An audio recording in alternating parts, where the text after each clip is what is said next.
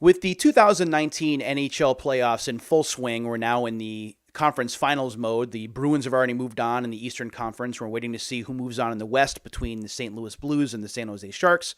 I thought now would be a good time to go over the big hockey rivalry during the original PlayStation era from 1995-96 up until the 2000 sports year. And the big rivalry, of course, was between EA Sports NHL Hockey Series, which had been a mainstay since the previous generation, and an upstart series called NHL Face-Off, which was from Sony Interactive Studios. This is the first game in that series. This is NHL Face-Off, the long box version, which you would have gotten when you got the game brand new way back in 1996. This game here is driven with sprites for player models rather than polygons. The polygonal models would come later. The game was fast. The game had a few different gameplay modes. Scoring was certainly off the charts and something that Sony would work on in later years. But this was still a good start for a franchise that was brand new. You can take a look on the back of the box here and see what some of the screenshots look like. They look pretty good, especially by 1996 standards. And for long box games, I love collecting these, even though they take up a lot of room. This is what you see on the inside. You've got the gameplay manual here. You've got the disc up here. The manual is not in color. It is black and white, unfortunately. The one thing that is in color is this NFL Game Day ad, which is on the back here. But when you open up the inside, it is all in black and white and goes over the basics of gameplay. There is also, if you're interested, there is a warranty card on the inside. There it is right there, as well as some advertisements for Battle Arena Toshinden, Mortal Kombat 3, Twisted Metal, and Ridge Racer, and those are in black and white. As I said, this is a great start for that series. Not perfect by any means, but it's still a fun game to go back to every now and again to see how the series really got its start. EA would enter the fold with NHL 97 back in 1996. This is the disc right here. Unfortunately, I don't have it complete. The thing that stands out to me about this particular game, and a game, by the way, I did not buy that particular year because I was more into Face-Off, was the full motion video sequences, which featured John Davidson, who was doing a lot of TV work at the time, would later on go back into the booth to work with Marv Albert's son, Kenny Albert, for Fox NHL Championship 2000. But he was used in the game to give it a little bit of realism. Obviously, there were real NHL teams here. The players were polygons, but they were very rudimentary polygons. The player models were not all that attractive. The game moved kind of slow for a hockey game, but it was adequate. And you have to start somewhere, and EA started here, NHL 97, back in 1996. Sticking with 1996 and the first sealed game of this particular episode, I did say first, we are going to have multiple. This is NHL Face-Off 97, which came out later on in 1996 during the start of the NHL season. The PlayStation Hockey Game of the Year just got better. That's what the back of the case says. We'll take a look at some of the features.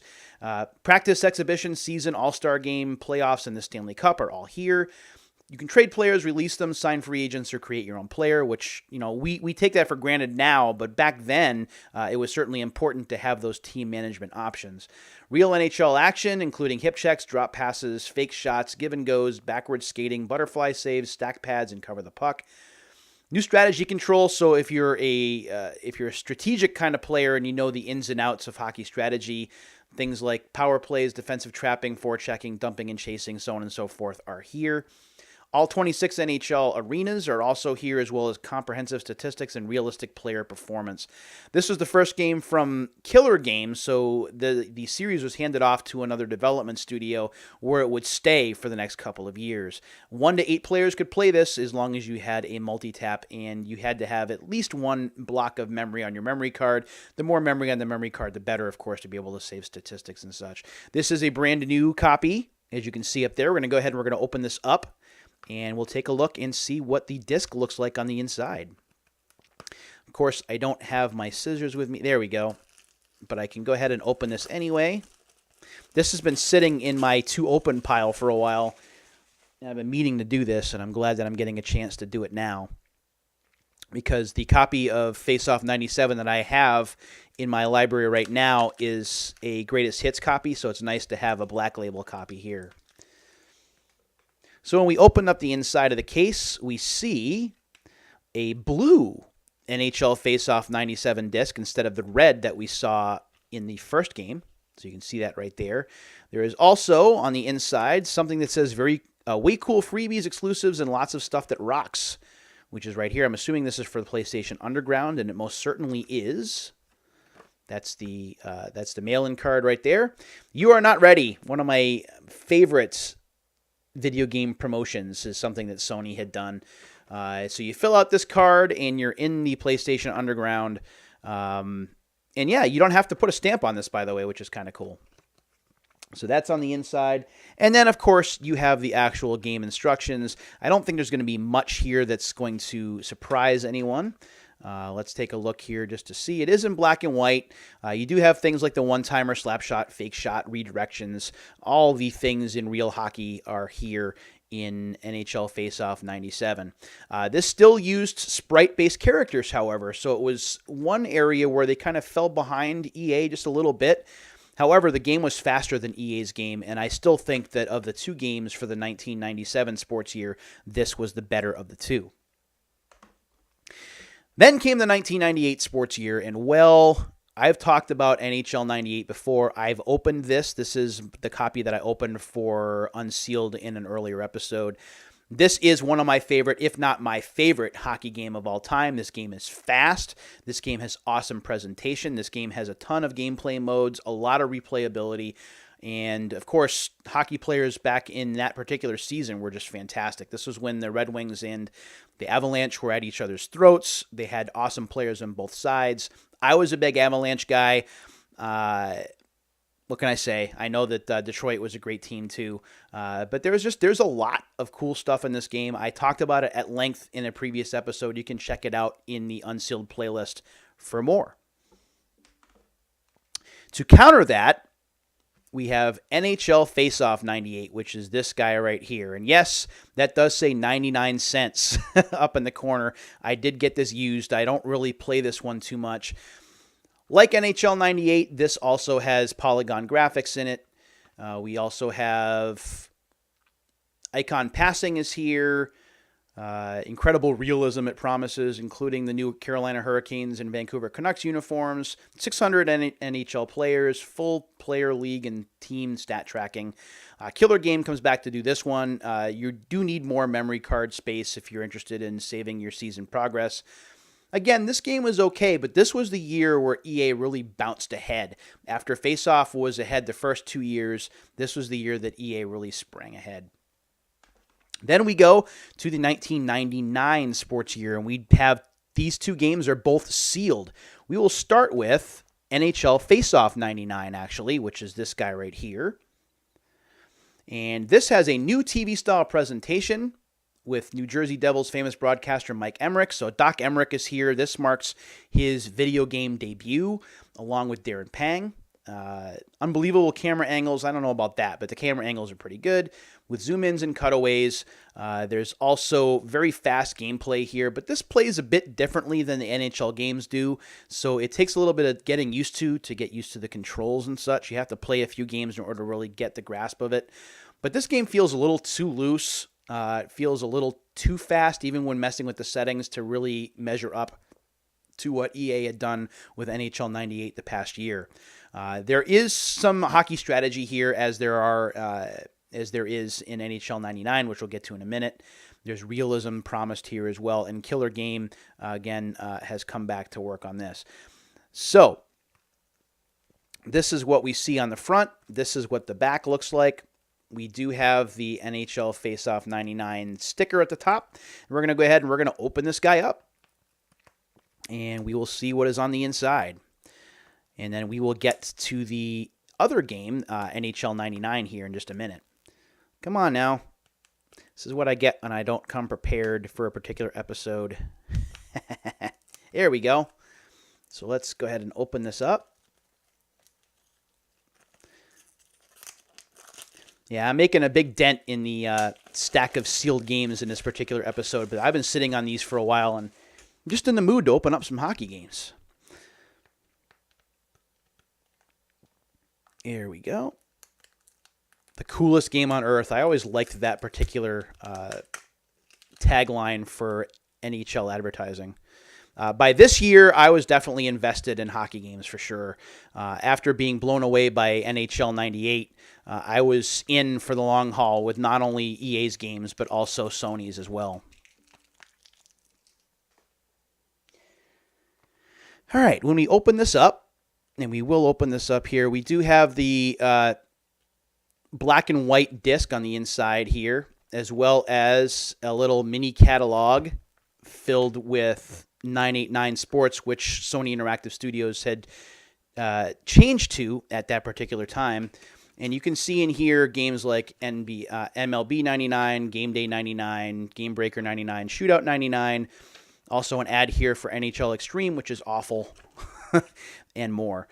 This was really, I think, the beginning of mediocrity for 989 Sports. While they were okay, especially in football, their other sports kind of fell by the wayside a little bit, which is too bad.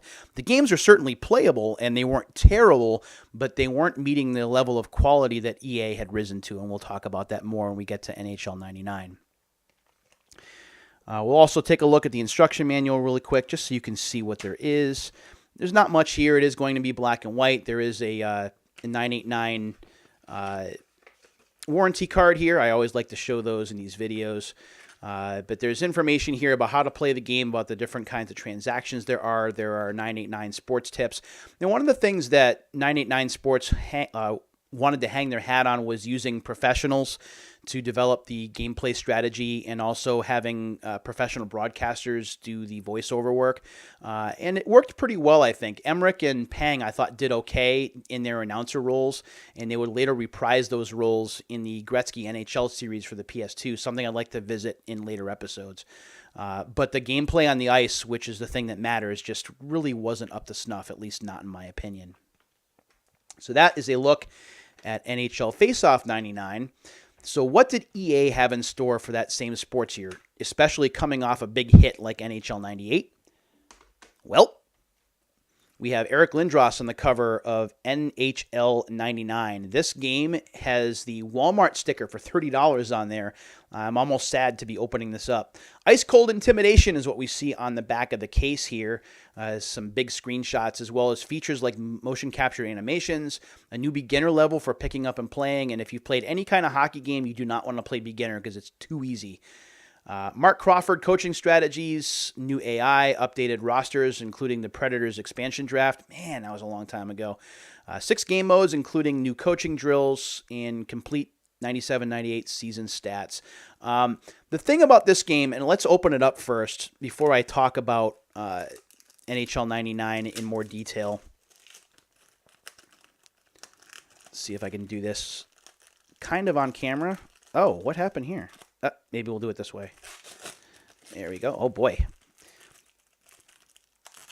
This plastic wrap has been on there a while, and it was almost too easy to take off. This does, by the way, have the sticker at the top, which we're going to take off here. And then we'll take a look at the manual on the inside.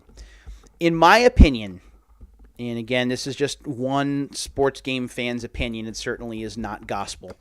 The 1999 sports year for EA was a step down from what we saw in the 1998 sports year. This particular game, while it is still good, is not as good as NHL 98 for a couple of reasons. Here is the EA Sports is in the game catalog, which we've seen before. Here is what the disc looks like on the inside, with Lindros looking very serious, of course. When we take out the instruction manual, it is advertising Tiger Woods 99, another game that we've opened up on this particular show. And when we open up the instruction manual, you do have information about the different modes of play, as well as the different play controls, which are here. I do believe that this is the first game to have analog control, because I don't think that NHL 98 did. I could be wrong, though. I could look on the disc to find out. Here's my problem with NHL 99, and this is a very, very short review. NHL 99 is a good game. However, the frame rate takes a big hit. It feels like it stutters a little bit, and that's what's sacrificed in order to get up and down the ice faster. So the gameplay is fine, but everything feels like it's just a little bit off. And when you compare it to a fantastic game like 98, I think you are going to take a step backwards, a step or two backwards. But this game is going to be a letdown from the year before. If you've played 98 and then you play 99, you play them back to back, you're going to notice issues right off the bat. You're going to notice the frame rate issues. You're going to notice some issues with replay. You're going to notice some things like stat tracking and stat overlays that are no longer here. It just feels like a step down across the board, and that's really too bad. Does that make it a bad game? No. It is still a very good hockey game, and when you compare it against NHL Face-Off 99, I think it is still the superior product. However, I do think that it could have been better, and it's too bad that it was not. Now we're going to look at the 2000 sports year. This will be the last of the games that we open, and two more sealed games to get to. This is NHL Face-Off 2000, which we see right here, which was developed in 1999. So this game is now going to be 20 years old. We do have John LeClair on the front cover, and we have strategy by Scotty Bowman, who would later go on to do some hockey strategy for the NHL Hits series, which is fantastic. And I've talked about those games before as well. So here we have Ice Artificial Intelligence with Scotty Bowman. We have new graphics with more than 150 motion capture animations. New commentary by Doc Emmerich and Darren Pang. New action camera for a telecast to make it very TV-like. New realistic skating physics. I don't know really if that is a thing, but that's what they say here. Puck Halo improves gameplay. I don't understand that either, but you do see some of the screenshots here. It doesn't look bad, especially in still frame. It does still move a little bit too quick. The gameplay is still a little bit too loose. It's not as tight as it should be. So it is a above average, but not fantastic hockey game, and that's pretty much where the NHL face-off games were. Let's go ahead and open this up, as we are just tearing through some of these games in the Unsealed library here, as they've been sitting here for a while. Does still have the seal at the top, which we're going to go ahead and take off. And I don't believe, if I remember right, that the disc looks all that interesting, nor does the manual, but we'll take a look just to be sure. So when we open it up, again, we have the 989 Sports Catalog, which is right here. Here's the NHL Face-Off disc with John LeClair just barely seen. And we do have the instruction manual, which is this time advertising Supercross Circuit, a game that I think I have in my collection, but I haven't played very much. Dirt bike and motocross games are not really my thing, but I really should try them. And it doesn't really, the instruction manual really doesn't look all that different. You do have your gameplay controls, but it's easy enough to learn if you play it for a little while. You do have your 989 Sports warranty card if you wanted to trade, if you wanted to put a stamp on that and turn that in. And there's plenty to do here. I mean, this is a fully featured hockey game that has a few quirks in its gameplay and is not going to be for everyone. It's not as tight as the NHL game that year, and we'll get to that in a moment. But nonetheless, if you're looking for a decent hockey game, you can't really go wrong with this, but you could certainly do better. And finally, as we are getting close to the 20-minute mark in this particular episode, but they say that longer episodes are great for YouTube, right? There we go. Okay. So the last of the new games is going to be NHL 2000 from EA Sports. This guy right here. This game is an improvement over 99. After 99 had its struggles, 2000 fixes a lot of those with better frame rate. Also does some things like for the first time, you can actually put your name in and have Jim Houston call your name when you score a goal. Granted, it's first names only, but still, it works out pretty well. Only the physical will survive. That's what the tagline is for this particular game. Faster gameplay with higher frame rate and more responsive controls. We talked about the frame rate in NHL 99. That's improved here. More ways to score. You can take the goalie high or along the ice. So again, you can go 5-hole or you can try and roof it. Dedicated big hit and big deke button. Big hits in this game are a big deal. You can knock players onto the ice, and the hits look as painful as they probably would be in real life. Button mashing fights, unfortunately, the fighting engine is just who can tap the square button the fastest. Career mode, take your team from the cellar to the cup. That's kind of a cool idea. all the teams and all the players, including the expansion Atlanta Thrashers. And we do have Garbage's song Push It in this game, which is pretty cool. And you can take a look at some of the screenshots here, especially the big hit there in the corner, which is really fantastic. So again, this is brand new. You can see with the label up top. Let's go ahead and let's open this up. And then we will recap here before we close this episode out. The PlayStation was a fantastic console for hockey, I think. PlayStation 2 is very good for it as well. And of course, the 16-bit hockey games are always going to have a place in the hearts of hockey fans when we're talking games like NHL 94 or NHL 96.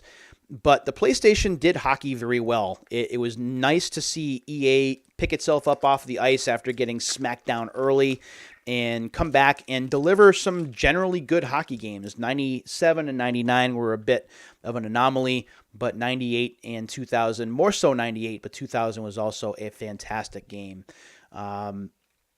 EA Sports is in the game. We've got our little catalog there.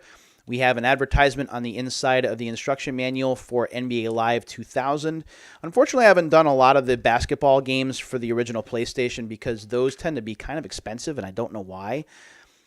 Here is the NHL 2000 manual. There is the disc. I meant to show you that. There we go. And when we open up the case, we do have the EA registration, of course. Your basics about instructions for gameplay and your play controls are here as well. But like I said, what's notable about this game is that EA basically fixed what was wrong, which was really important to get back on track after a fantastic 1998 sports year and a step back in 99. They really got back in the saddle with 2000, and this was the last of the PlayStation-only games before we would get into the PlayStation 2 era and NHL 2001, which was a cross-generation for both the PlayStation and the PS2.